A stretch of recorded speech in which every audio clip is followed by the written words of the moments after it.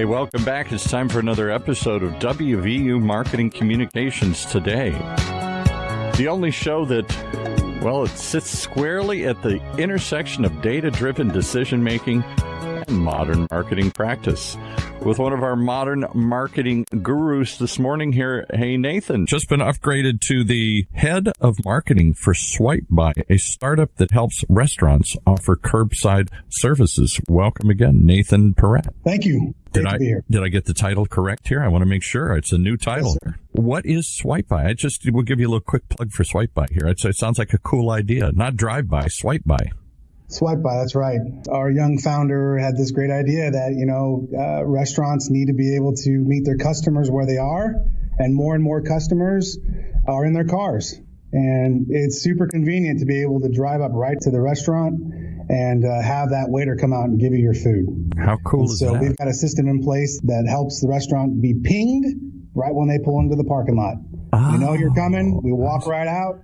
There's your food. So then I have to stand there and wait for 5 minutes because you said you're coming here and whatever. They know you're there. You bring it right out. They know you're there. That's right. They get that notification, the restaurant, through our tablet system and our GPS system. And it's for your busy moms or your on-the-go parents. It's magic. I'm a father of 4. I've used it. That's what convinced me to join the team. Oh, I tell you. Well, I'm a grandfather, and the last thing I want to do is every time we go get I ordered some food. Now I got to unstrap him, drag him in, and then we stand there in line and wait. And then, of course, I got to load him back up, and I'm holding the food and all this other. And it sounds simple, but it's a juggling act when you got a 4 or 5-year-old or a couple of them in the car here. That's right. That's right. And the Swipe By app now is available in the Winston-Salem, Charlotte, North Carolina area, but we're about to go nationwide. Okay, that was what I was going to ask. Yeah. All right. Well, cool. We'll have all kinds of restaurants, for you to choose from. We've really got a lot of momentum going. So keep an eye out for us. We'll be in the news. All right. Well, maybe your guest Whitney wants to order something this morning here. I don't know where she's at, but we'll find out. I'm here. I'm a mom of twins. Of course I want to order something. Wouldn't that be cool that you could just run right in? I mean, they would know to the second you're coming up right now here. Bring that food out. I don't want to unstrap those twins and wait around and then go through all the hassle of reloading them in the car here. What a cool idea. Yeah. We just didn't leave the house, so this was really Well, that's where we're all at. All right. Well, so you guys are going to talk about a different kind of driving today here. What are you going to talk about today? So today's topic, we've got Whitney with us, a very talented professional in the industry. And the topic we're going to cover today is how do you drive integrated marketing communications in a large matrixed organization? So a lot of our students are either working for large organizations or working for or looking to work for one of those large organizations. So how do you manage that integrated marketing communications process? And Whitney's going to give us some insights on that, right? Yeah. We should just jump right into it. So in a small organization, communications and marketing might be the same person or team. And as that company grows, that marketing and advertising might reside under one leader, while communication resides under another leader. So all of a sudden you're splitting those roles. Communications might have different priorities: public policy, issue management, earned media. Marketing and advertising might be focused on brand awareness, sales revenue. How do you stay, and this is your question, Whitney, how do you stay integrated when you're matrixed differently and reside in those different locations? Lots of silos. Communications is a huge part of it. Asking questions, making sure you have the right people at the table, and understanding what everyone does versus assuming you know what other people do, right? So we learn about integrated marketing in our classes or in other jobs. And then as you get into a bigger organization, you might think, well, wait a minute, who's looking after how we talk to the customer and how do we take that into consideration and what they might be seeing in the media? And so I am a big proponent of making sure you're asking good questions, have the right players, and communicate. Okay. As we ask those questions, are we reporting to different leaders in that process? So I've had the opportunity to work at Ford, Procter & Gamble, General Motors. And in a lot of those organizations, marketing and advertising report up into one vice president, and communications or public relations report into another one. And so they talk at a senior leader level, but sometimes that doesn't transcend down to the working level. So it's up to us to make sure that we're working jointly and holding hands through maybe a product launch, could be any kind of product, could be a new app, could be a car, could be a banking offering. So just making sure that you understand the left and the right hand and that you're working together to deliver what your customers need. Is there a secret? I mean, you clearly have worked for lots of large organizations. And I have too, to some degree, in trying to keep all the different players informed. Some organizations use different types of communication tools. Is there a certain tool or a process that you use, or is it pretty organic and just depends on the relationships you have to deal with? I would say there's a couple of best practices. So understanding what the best medium is as we're shifting from maybe email and work remote, we're looking more at SharePoints or WebExes, just to make sure people are able to collaborate in the way that they feel most valued. I'm still a big proponent of picking up the phone and talking to someone because there are nuances through email and different types of posting that might run you into problems. For example, we were working on a product in the past where we didn't have any new offering on the actual car, but we were working on fragrance and we were working on a special edition that had cause marketing, and no one had taken the time to understand each of the different components' needs. So what was the timing? Why did they want to launch it when they were working on a Women's Wear Daily article? And so that was driving a lot of the way that the strategy was. And through the way that we had written the plan and through email, it wasn't coming through. And so picking up the phone and then making sure everyone has a seat at the table, advisory board or governance boards where you can all be represented, I think is a huge opportunity to get everyone aligned and working toward the same goal. And then another thing is making sure you all understand what the goal is. In some instances, if revenue is the goal versus earned media, they might conflict at times. And so just making sure you're all marching to the same beat is definitely a way to win.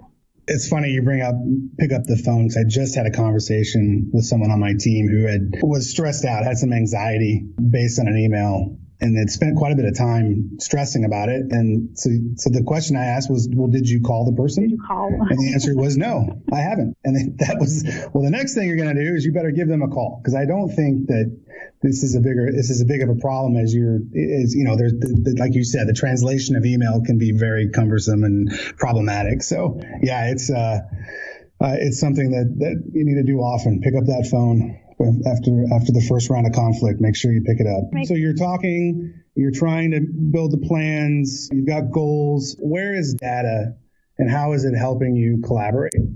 A lot of times I found that the marketing and advertising team will do a lot of upfront research that maybe we won't have access to in communication. So understanding what data is driving towards either a product offering or a decision, that's one piece of data. Then the next piece of data is how will you measure if you're successful? So is it based on sales? Is it based on site traffic? Is it based on earned media? Is it key messages? That also drives how you collaborate. And then the length of time you're trying to be. So one of the things we talk a lot about in the auto industry is one and done, where you do something and then you don't carry it on.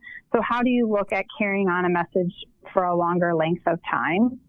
And that becomes another measurement. So all of these things are data points that help drive your plan and show whether you're working successfully together or not, frankly. At any given time, how many data, like the last campaign or project that you were working on, how many data points were you having to kind of filter and process? Dozens, hundreds? I mean, yeah, I would say probably in the initial phase, we're looking at maybe a dozen, but across multiple facets. So we might look at brand reputation work on different audiences. We might look at research on safety. So it multiplies fairly quickly. In one of my roles, I worked on social care. And when I walked into the job, we had probably close to 100 different metrics, and we weren't really acting on any of them. And so one of the first things we did to try to have better integration across what we were doing in the social space from a marketing communications perspective, and then what we were doing to satisfy a customer, and then the end goal was to reduce that number of data points to just a dozen. Because once we got down to a dozen, we could take action on them. So I think that's another thing. You can have data for data's sake, but if you aren't able to use it, it's not really helping you. Yeah, take the donut approach. A dozen donuts for each data point, or one donut for each data point. Yeah. Exactly. Okay. I've never heard that. I like that. Yeah. The donuts. I'm hungry. I haven't had lunch yet. So you had mentioned measurement, and early on we were talking about how you're working with communications, different departments. Have you found that they have different goals, different measurements, and you have to sync that up? Is that done early on in the process, or do you kind of figure that out over time? I think they do have different data points, but I do think there's opportunity to sync them up. And with all of the digital data we have from like customer relations to online to influencers, and I think you see this in other smaller industries working really, really well together, where they're able to see what we call a customer journey and look at how an integrated marketing approach touches the customer in each different facet. Mm-hmm. And that's amazing because you're able to process the data and say, well, wait, we need to lean in more at this point of the customer journey to close the deal, or we're doing a great job here. How do we talk to them after post-purchase to bring them back to buy again from us? I think in long-established companies, it's harder because you are kind of looking at data differently and it might not have been built that way. So every data point has a process around it, whether it's an algorithm or a formula that builds the data point. And sometimes you kind of have to tear down the data points to rebuild them in a way that gives you meaningful data over the whole journey. Okay. Does that make sense? High level, I'm curious how we drive towards the integrated marketing communications plan, but that sounds like a loaded question. What's one mistake you've learned from? A quick soundbite on that. I think the mistake that I learned from was, we know what the saying, you assume something, means an ass out of you and me, and I'll probably get edited, but don't assume. I think the mistake that I made is that I understood all of the nuances of the marketing and advertising team early in my career and how maybe an advertisement came to market. And I didn't fully understand the process of the research and the work that goes in to bring it. Just because I didn't personally like it, I had my own bias. And so that was a mistake I made early on coming from a PR perspective. And once I understood more of the integrated plan and how we work together, it was much easier to work with the team to understand their research, weigh in on the research early, and validate some of the customer experience that I had in the communications grassroots plan and how were they leveraging that, and then help look at it in a longer term. So just don't assume at the beginning you know everything. Like I said, ask questions and learn about it. And that was one of my early mistakes. I was on a team where and this is on the creative side, we assumed that upper management didn't want to see plastic bottles on a package. And so we spent 3 months working on the creative, finally showed it to the CMO, and her response was, I want to see a plastic bottle on the package. And so the photo shoot had been scheduled, all that money and time had been spent, and we had to scramble, and that package has a plastic bottle on it. I have the picture framed in my office to help me remember not to assume from it, right? that highest level of leadership needs to make sure someone needs to make sure they've talked to them and signed off on their expectations and potentially biases and all those things, so we're all aligned. That was a honey mustard project. I love my honey mustard. Yep. We're going to go to break, so we'll be back in just a minute. Okay, well, this will give you long enough just to pause and digest some of the mind-blowing stuff we're talking about here today. But there's a place you can learn more of these kinds of cutting-edge concepts. It's West Virginia University's online data marketing communications program, first graduate program of its kind in the country, focusing on strategic thinking, problem solving, and informed decision making. We're trying to do here today, get some informed decision making data. The Data Marketing Communications Program prepares you for a career in all these exciting new fields by learning the innovative tactics from award-winning faculty like those presented here each and every week. You can learn more. DMC for Data Marketing Communications. DMC.WVU for West Virginia University.edu. DMC.WVU.edu. And let's pick it back up with this interesting conversation about integrate. Can I ask a question, an old man's question here? You guys are much younger in this field than I am. I go back a long ways. And when I started, I too started in public relations. And we all had separate agencies. There was a PR agency, and then you brought in the ad agency, and later you brought in the online, when they started being created, the digital agencies and stuff. Is what you're talking about the eventual death of all these individual agencies, these individual silos? I'm assuming it's the same way in the company. There's the PR department and they have a head, and then there's an advertising department, there's somebody else. Are we going to get just one group of people, or are we still going to have all these little specialties and try and integrate them into a team? I can answer it from a larger agency perspective. So we work with large agencies that still have public relations and advertising agencies under them, but the expectation is that they will work together since they're under the same agency umbrella. So if they're bringing integrated marketing ideas from the agency side as well as internally. But do they understand? That was always my confusion too. I don't really understand what those other folks do. I know what I do and I know what I need. I sort of think I get what they do, but I may or may not really understand even how they work, much less how they approach the problem. I think every day it's getting better and there's more sharing of information, and the whole idea that we're working towards integrated marketing is opening a lot of those lines of communication. And it's on us to learn and understand what everyone else is doing, right? To your point. I think it's a great example of the mustard story, because I lived through too many of those mustard stories myself, where we assumed we knew and we had no clue really what the other folks were doing, or even the people who were overseeing the project were doing, because we were all doing our own little things here. Yeah, I think Whitney's right. It's getting better. My experience with working, we were a smaller agency that worked underneath a much larger agency. They drove the campaigns. They were the ones kind of coming up with the big ideas, and then it would funnel down to us. And depending on the leadership, we would either be informed of all the things we needed to know, or we had a relationship where we could raise our hand and say, hey, wait a minute, we're being measured on this. You haven't really accounted for that yet. We need your help to figure out how we're going to take your message and redo it. So agencies are working very hard to provide the service clients are now demanding. If there is a communication problem, the agencies probably need to figure that out pretty quick, because the clients aren't going to be okay with that. At least that's my experience. We're bringing in integrated marketing communications. So does that actually mean, Whitney, we're going to have to sit in more meetings, more planning, more discussion across players and platforms? I think it depends on the organization. I mean, in an ideal world, you can still have people who are working on marketing or advertising specific, and some people working on public relations. But to your point earlier of making sure you're setting the goal at the beginning for having an integrated marketing communication plan, then potentially no, you would be sitting in progress meetings, but not working level meetings, right? So if you set the goal of an integrated marketing plan and then peel off into the work, then there should be check-ins. And if there are open lines of communication, that would be ideal. I think over the beginning, when you're trying to get to integrated marketing, it might require more meetings, especially if you're in an organization that was very heavily matrixed before. So it might be organization dependent. I would agree with that for sure. That's been my experience as well. Some of those organizations there's just so many players. You just have to have a lot of meetings up front. You got strong leadership in there who understands what a good integrated marketing plan looks like and what the goals are trying to achieve. It goes pretty quick.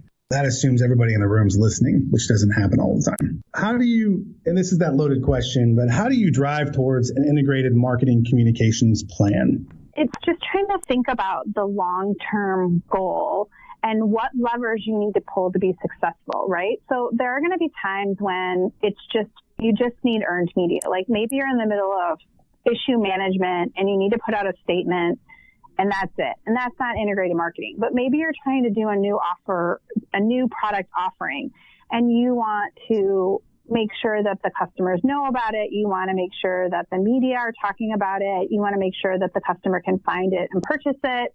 If you're in a storefront, then you need to make sure that the storefront understands what's coming. And then that would be a more integrated approach. You have to start with the goal in mind and then go back and figure out what data points are we trying to achieve and what are the levers we have to pull to get there. To me, it's all about starting with the end in mind and deciding how you get to an integrated plan. And not every plan is going to pull every lever. I think we need to be respectful of that as marketers. Sometimes it's just not going to need everything. Yeah, get reasonable scope. Yeah, in terms of how much you have to push out. You can't boil the ocean, as one of my right. That's great. Used to tell me. We're boiling the ocean right now at Swipe By. I can tell you that right now. So many things we want to do.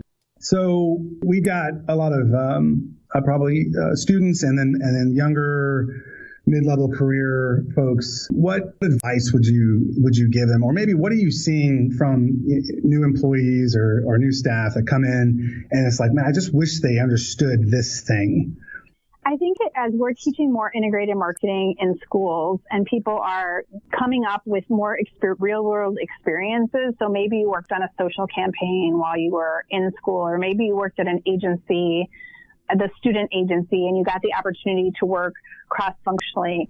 I think that's amazing and important opportunities. Then if they want to go work at a large company and they come into that large company and then they wonder, well, wait a minute, why aren't they more integrated, right?